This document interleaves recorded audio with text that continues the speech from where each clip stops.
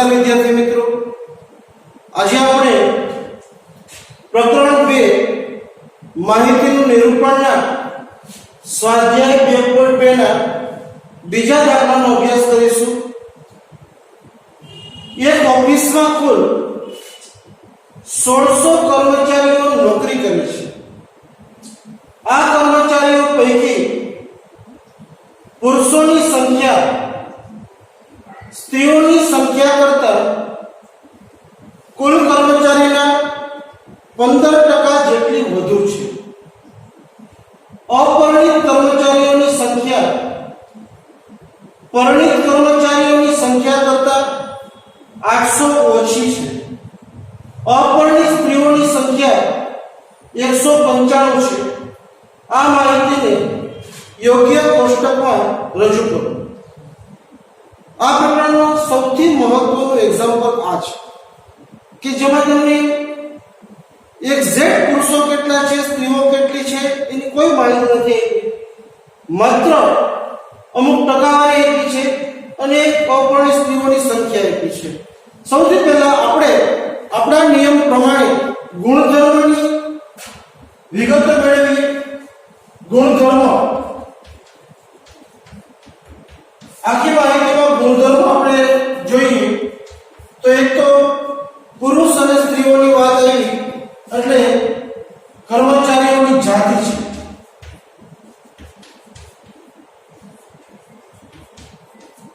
અને બીજું પરિણિત અને અપરિણિત એવી વાત છે તો એને વૈવાહિક દરજ્જો કહેવાય।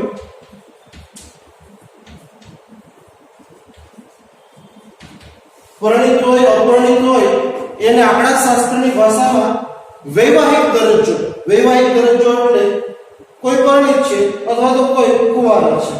આ બે ગુણધર્મોના આધારે આપણે શીર્ષક બનાવવાનું લખવાનું કર્મચારીઓની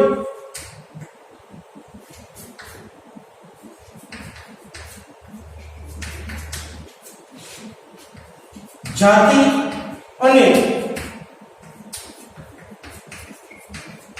ગુણધર્મો અનુસાર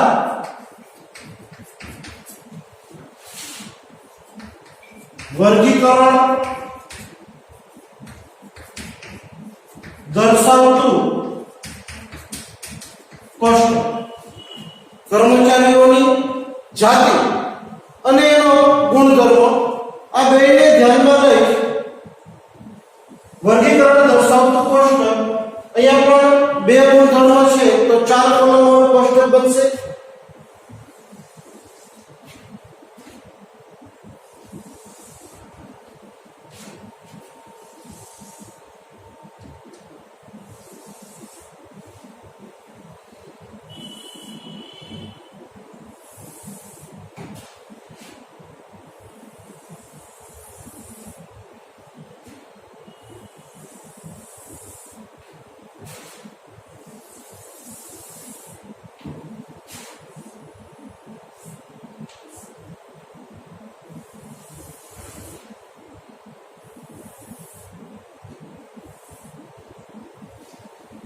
સૌથી પહેલા બે ગુણધર્મો છે અને બેમાં પેટા ગુણધર્મો બે છે। જાતિ બે હોય, પુરુષ અને સ્ત્રી, અને વૈવાહિક દરજ્જો બે હોય, પરિણિત અને અપરિણિત।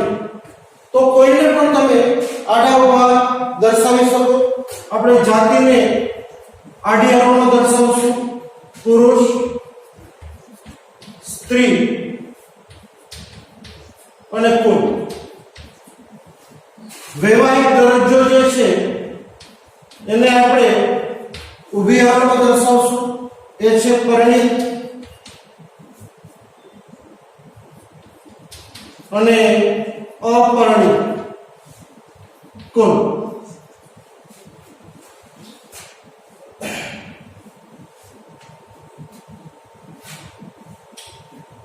રકમ વાંચીએ। એક ઓફિસમાં કુલ 1600 કર્મચારી નોકરી કરે છે। કુલ કર્મચારી 1600 છે તો આમાં ભાઈઓ પણ હશે, બહેનો પણ હશે, પરિણિત પણ હશે, અપરિણિત પણ હશે। બંને કુલના ખાના ભેગા થાય ત્યાં આપણે 1600 લખશું। પછી આપણે એવું કીધું છે કે આ કર્મચારીઓ પૈકી પુરુષોની સંખ્યા સ્ત્રીઓની સંખ્યા કરતા કુલ કર્મચારીના 15% જેટલી વધુ છે. આપણે એ ધારણા કરવી પડે. અહીંયા ધારણા કરવાની, ધારો કે પુરુષોની સંખ્યા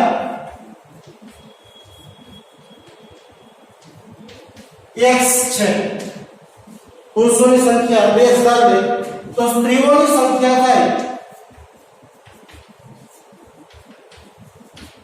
કુલ 1600, જેમાંથી પુરુષો બાદ કરી દે તો સ્ત્રીઓ વધે, જેને 1600 - x કહેવાય. કુલ 1600 છે, એમાંથી પુરુષો આપણે x ધાર્યા તો આપણે સ્ત્રીઓ કેટલી મળે? તો કે સ્ત્રીઓની સંખ્યા બરાબર કુલમાંથી પુરુષો બાદ કરી દો એટલે એને સ્ત્રીઓ કહેવાય. 1600 - x. હવે પાછું વાંચીએ. પુરુષોની સંખ્યા આપણે x ધાર્યું, એ સ્ત્રીઓની સંખ્યા આપણે થઈ 1600 - x. એના કરતા કુલ કર્મચારીના 15% જેટલી વધુ એટલે વધતાની નિશાની. કેટલી વધુ? તો કે કુલ કર્મચારીના 15%. કુલ કર્મચારી આપણા 1600 છે, એના 15% કરીએ. 1600 × 15 ભાગ્યા 100. કેલ્ક્યુલેટરની મદદથી તમે 00 કાઢી દો તો 16 × 15 એટલે 240 થાય. 16 × 15 કરો તો 240 થાય. આ -x ને બરાબર ને આ બાજુ લાવો તો પ્લસ થાય. -x અને x એટલે આ 2x થઈ જાય. -x આ બાજુ પ્લસ થાય તો x અને x એટલે 2x બરાબર. આ બેનો સરવાળો થાય 1840.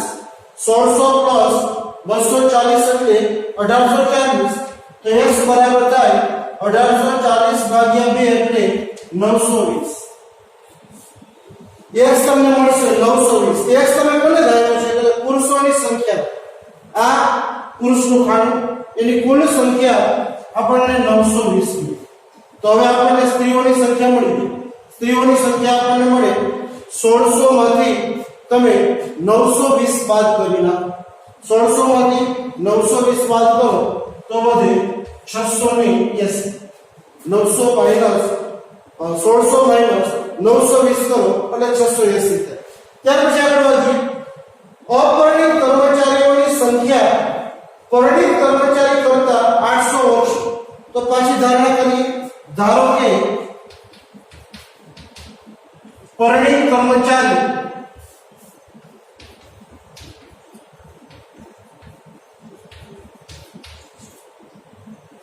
ની સંખ્યા y છે, એને y ધારો. તો અપરિણિત કેટલા થાય? અપરિણિત કેટલા થાય? કુલ 1600 હોય, એમાંથી પરિણિત y હોય તો અપરિણિત કેટલા કહેવાય? તો કે 1600 - y કરો એટલે જે આવે તે અપરિણિત કહેવાય. કુલ 1600 છે, એમાંથી પરિણિત આપણે y ધાર્યા તો અપરિણિત કેટલા થાય? તો કે 1600 - y. હવે આપણને એવું કીધું છે કે અપરિણિત કર્મચારીની સંખ્યા એટલે અપરિણિત 1600 - y એ પરિણિત કર્મચારીઓ કરતા 800 ઓછા. તો પરિણિત છે y અને ઓછા 800, તો ઓછા નિશાની કરવાની અને 800 લખવાનું. હવે આ -800 બરાબર ની બાજુ આવે તો પ્લસ થાય. -y બરાબર ની પેલી બાજુ જાય તો પ્લસ થાય. એટલે -y આ બાજુ આવે તો એ પ્લસ થશે. y + y એટલે 2y અને 800 આ બાજુ આવે તો એ પ્લસ થશે. 1600 અને 800 એટલે 2400. તો y બરાબર 2 ભાગાકારમાં જાય તો y બરાબર 1200. આ y આપણે કોને ધાર્યા છે? તો કે પરિણિત કર્મચારી. એને આપણે અહીંયા 1200 લખીએ તો હવે આપણને અપરિણિત મળી જાય. કુલ 1600 છે, એમાંથી 1200 પરિણિત હોય તો બાકી વધ્યા 400 છે એ અપરિણિત થાય. આગળ તમને કીધું છે અપરિણિત સ્ત્રીઓની સંખ્યા 195 છે. આ અપરિણિત અને આ સ્ત્રી એની સંખ્યા 195. તો આપણને અપરિણિત પુરુષ મળે 400 - 195 કરો તો જે આંકડો આવે એ અપરિણિત પુરુષોનો હોય અને એ આવે 205. ત્યાર પછી આપણે પરિણિત 920 માંથી પરિણિત પુરુષો છે. પરિણિત પુરુષ તો કુલ પુરુષો 920, એમાંથી અપરિણિત છે એ છે 205. એ બાદ કરીએ 920 માંથી 205 બાદ કરીએ તો 900 માંથી 200 જાય તો 700 અને 20 માંથી 5 જાય તો 15, એટલે આ આંકડો આવશે 715. અને ત્યાર પછી 1200 માંથી 715 બાદ કરો તો પણ આ આંકડો મળી જશે.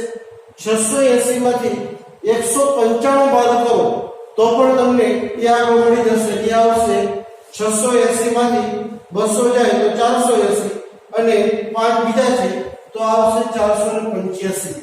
હવે આ બે આંકડાનો સરવાળો 1200 થવો જોઈએ.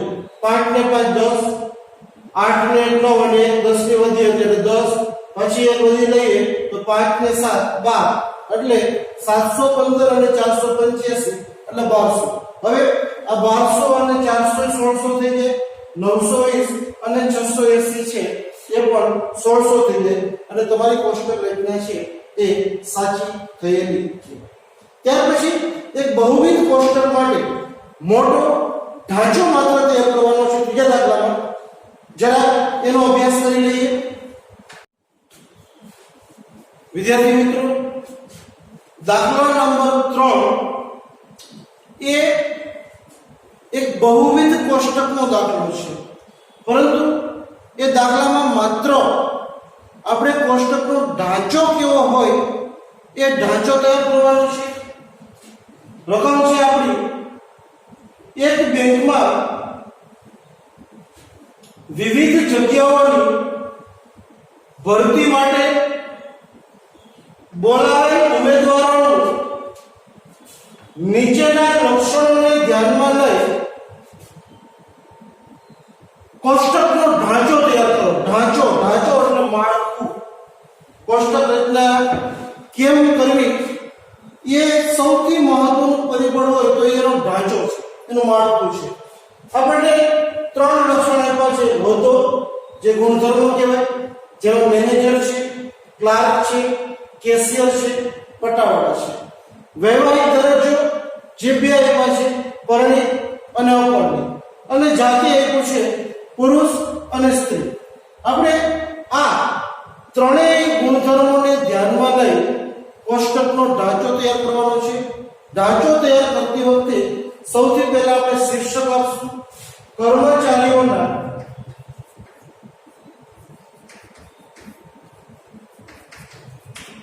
હોદ્દા,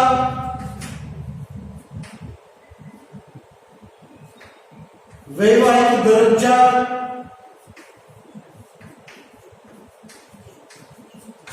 અને જાતિ અનુસાર વર્ગીકરણ દર્શાવતું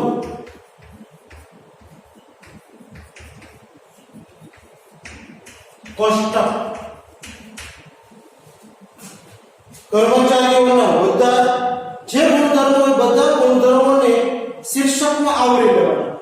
હોદ્દા, વૈવાહિક દરજ્જા અને જાતિ 3 ગુણધર્મો આપ્યા છે. 3 ના નામ લખવાના. હોદ્દો, દરજ્જો અને જાતિ અનુસાર વર્ગીકરણ દર્શાવતું કોષ્ટક. પણ અહીંયા નવી વાત એ છે કે 3 ગુણધર્મો છે અને જ્યારે 3 ગુણધર્મો હોય ત્યારે કોષ્ટક છે આપણું એ મોટું બનશે. સૌથી પહેલા માત્ર ઢાંચો છે અને બરાબર જોઈને તમે પણ એ બનાવવાનો પ્રયત્ન કરજો. સૌથી મોટું કોષ્ટક 3 ગુણધર્મો વાળું બને.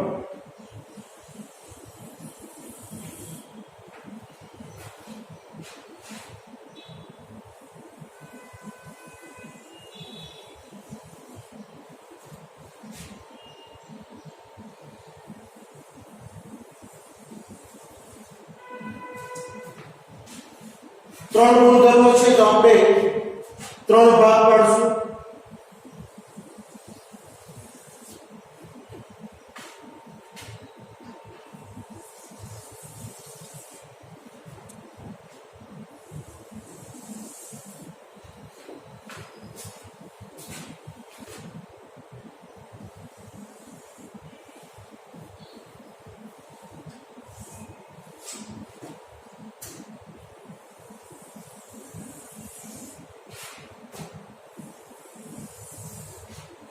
સૌપ્રથમ શીર્ષક મૂકશું ત્રણેય ગુણધર્મો માટે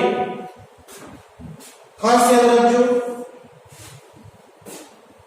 પેટા ગુણધર્મો 2 હોય તો એ આડી હરોળમાં આવશે 2 થી વધુ હોય તો બી હરોળમાં આવશે અહીંયા હોદામાં પેટા ગુણધર્મો 4 છે તો એ હંમેશા ઊભા આવે અને આડી હરોળમાં વૈવાહિક દરજ્જો અને જાતિ આવશે સૌથી પહેલા આપણે હોદ્દો ગોઠવીએ હોદ્દો છે મેનેજર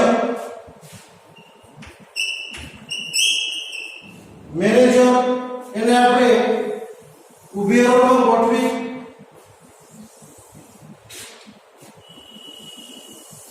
એનો ઢાંચો તૈયાર કરીશું ત્યાર પછી બીજું છે ક્લાર્ક મેનેજરની નીચે ક્લાર્કને ગોઠવી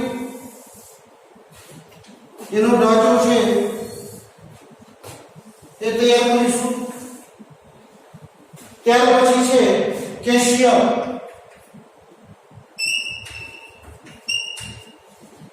નીચે કેશિયરને ગોઠવી એનો ઢાંચો તૈયાર કરીશું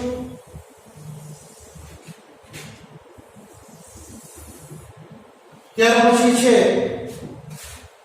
પટાવાળા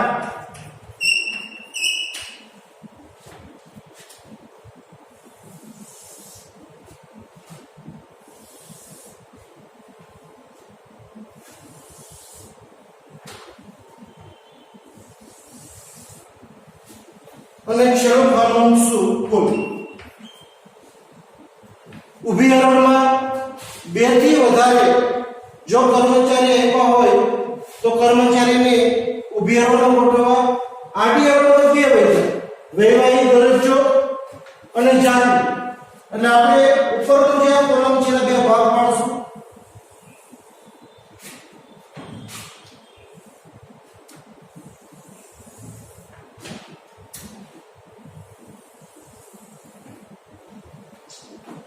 સૌથી પહેલા ઉપર જાતિ દર્શાવીએ તો જાતિમાં છે પુરુષ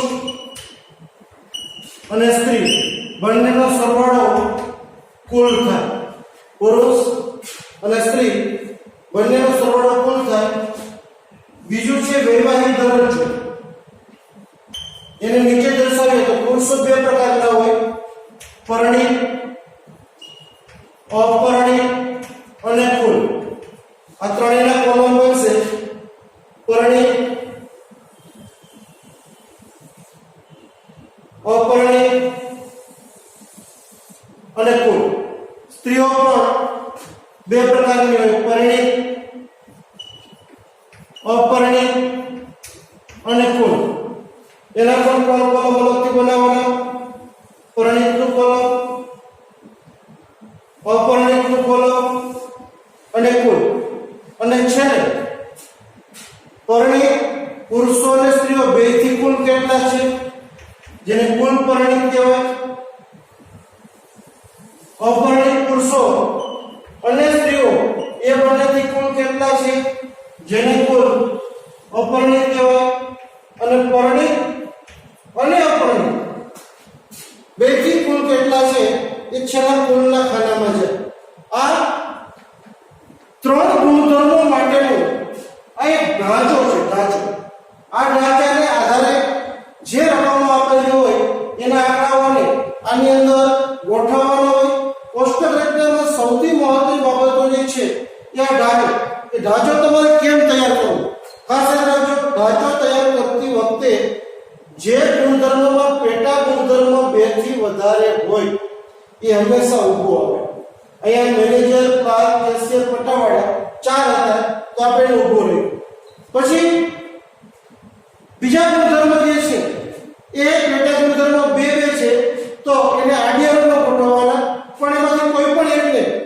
ઉપરના હેડિંગમાં મૂકવાનું પુરુષ સ્ત્રી એટલે જાતિ કુલ તમે અહીંયા પરણિત અને અપરણિત પણ મૂકી શકો જો તમે અહીંયા પરણિત અને અપરણિત લખ્યું હોય તો અહીંયા તમારે પુરુષ અને સ્ત્રી મૂકવાનું પણ આપણે પુરુષ અને સ્ત્રી મૂક્યું છે તો એના પાછળ પેટા ગુણધર્મો છે તો જે પુરુષ 2 પ્રકારના હોય કોઈ પરણિત પુરુષ હોય કોઈ અપરણિત પણ છે એ બે પ્રકારની હોય, પરણિત સ્ત્રી હોય, અપરિણિત સ્ત્રી હોય, અને બેનો સરવાળો કરો તો કુલ પરણિત સ્ત્રી કે કુલ અપરિણિત સ્ત્રી આપણને મળતી હોય.